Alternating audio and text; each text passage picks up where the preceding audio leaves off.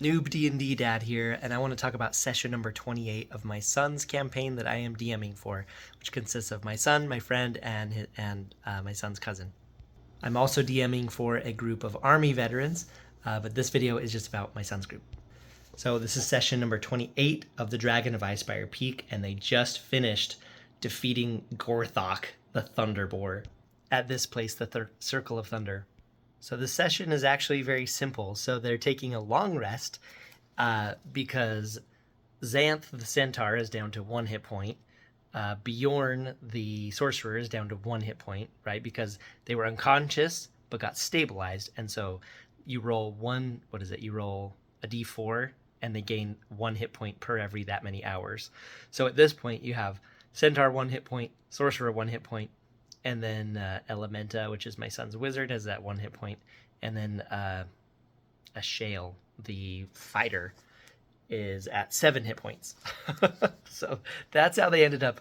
Everybody unconscious, but stabilized and just barely alive. So they are long resting in the... I decided that when the boar got destroyed and exploded, it left like a glass bowl in the ground. You know how if you nuke the ground, it turns into glass? So it's like a glass bowl. And that's where I kind of break away from this book, and I have there be a sleeping damsel in 200-year-old style clothing there. But we'll get more into that next session. So I did not anticipate how incredibly difficult the session would be for the party. They were at level 5. Is that what I said? And they just got stomped into the ground, and it was a battle, and they had to be super creative and tactical and just make so many decisions just to survive this and to keep saving each other. So first and foremost, I gave them all inspiration for having defeated the Thunderboar. But I really, I wanted them to feel the accomplishment that they just did. And since we're not doing XP leveling, we're doing milestone, I decided to break from the normal way where every 2 quests from the job board, they gain a level. This isn't even on the job board, it's kind of a side quest, but it was so difficult, and I was like, it's level time. So I had them level up to level 6. And speaking of breaking away from this book, so as I've DM'd many sessions now for the Army vets and for my son, I'm now a lot more comfortable adding... Well, I've kind of added stuff the whole time, but I'm even more comfortable. So we went into Tasha's Guide, or Tasha's Cauldron, or whatever it's called. And as they were leveling up, I let them pick stuff out of there. So my friend picked the Mind Whip for the Sorcerer, and then my son picked the Green Flame Blade.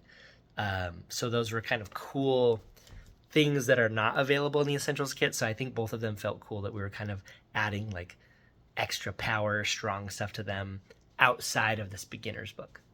So before each session, I know this is totally hard to read, but I will write a question to myself, what's next? So I'm they might go to Falcon's Lodge, they might go to Woodland Manse, they might, so I write down the places that they might go, and so I try to research those places and have a plan for if they do go there. This session ended up just being leveling and resting and kind of tweaking their characters. Like my son, I think it's hard for him to run the wizard with all the spells, so it takes time to pick, to actually make sure that he has the correct number of spells and everything. So this was actually a shorter session, number 28.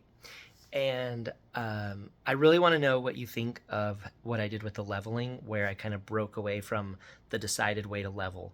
Because I know there's milestone and XP, and so I'd love to hear your thoughts on that, or how you level up your people. Or if you're a player, how you have leveled up in games. Okay, so that's it for this one. Stay tuned for session 29, where they go underneath the Circle of Thunder, and I definitely modified that from the book. So I'll see you on the next one. Noob D out. Thanks.